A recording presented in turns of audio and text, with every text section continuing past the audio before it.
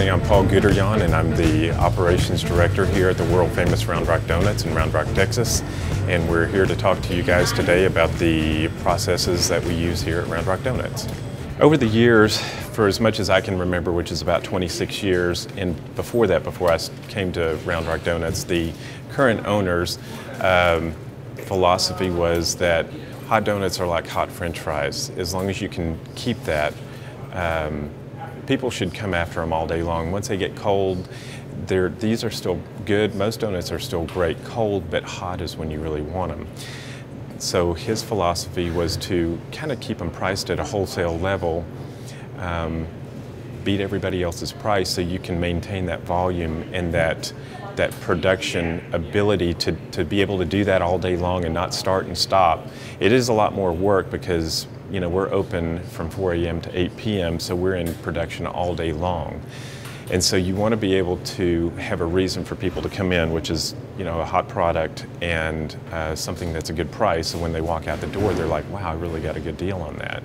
So anytime that we're outside and we've got a ton of people outside, and if you can hear that comment, 2 or 3 or 4 times just being outside, it's very important to me mentally for customers to feel that way anytime they come in and they do business with you, and it kind of gives you an automatic relationship with them, kind of like, hey, I've just made a friend with somebody that's given me a good deal on something.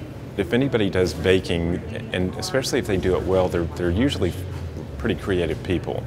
And so they don't like doing something maybe as redundant as making donuts just all day long. And there's a lot of things that you can churn out that take a long time that you have to charge a high price with. It's still perishable.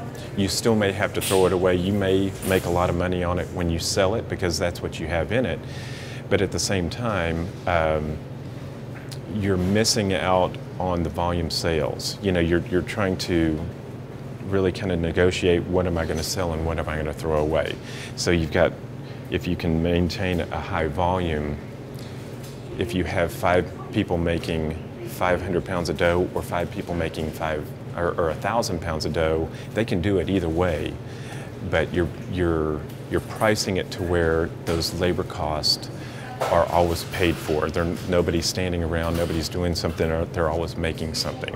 So maybe it's a little bit cheaper at the register, and you may not make it as much money, but the volume will make up for those labor dollars that are saved.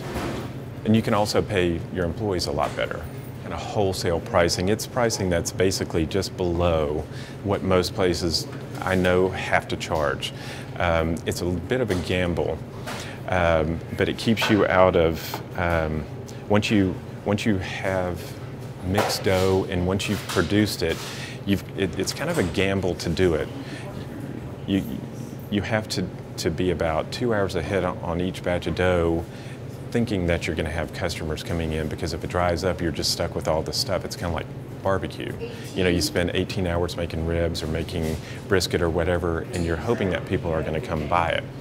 So to ensure that they're going to come buy donuts, we're trying to keep them low so we can keep producing and hopefully selling them right as we're making them, which works.